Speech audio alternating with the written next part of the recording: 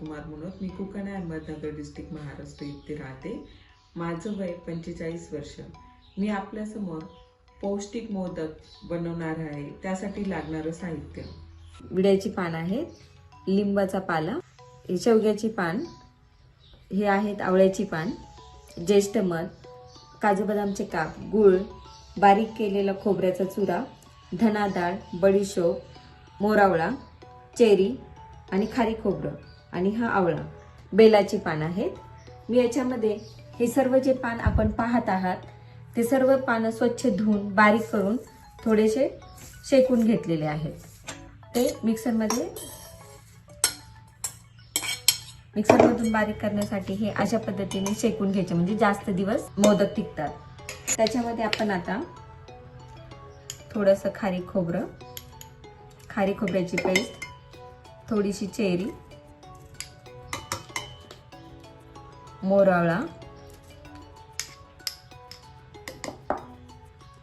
थोडीशी धडाळ, बडीशोप, ड्रायफ्रूट काप।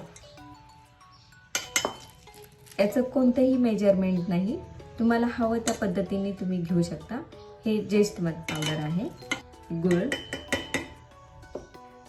खोबरं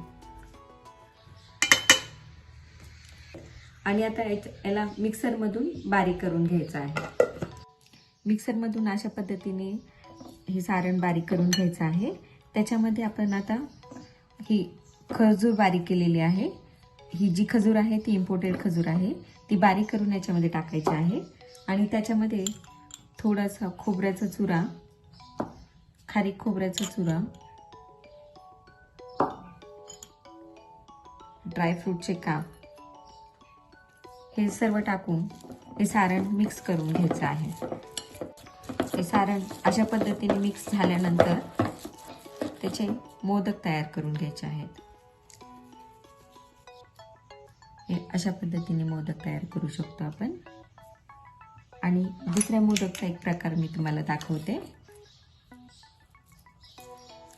मोदकच्या साच्यामध्ये हे सर्व सारण अशा पद्धतीने घालायचं आहे आणि अशा पद्धतीने हा मोदक तयार होतो।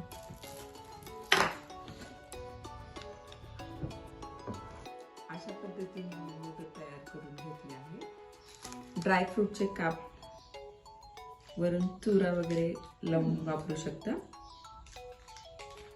आणि बडीशोपच्या गोळ्या देखील डेकोरेशनसाठी तुम्ही वापरू शकता। हे मोदक लहान मुलांपासून मोठ्या माणसांपर्यंत सर्वांसाठी पौष्टिक आहेत। अशा पद्धतीने तयार आहेत पौष्टिक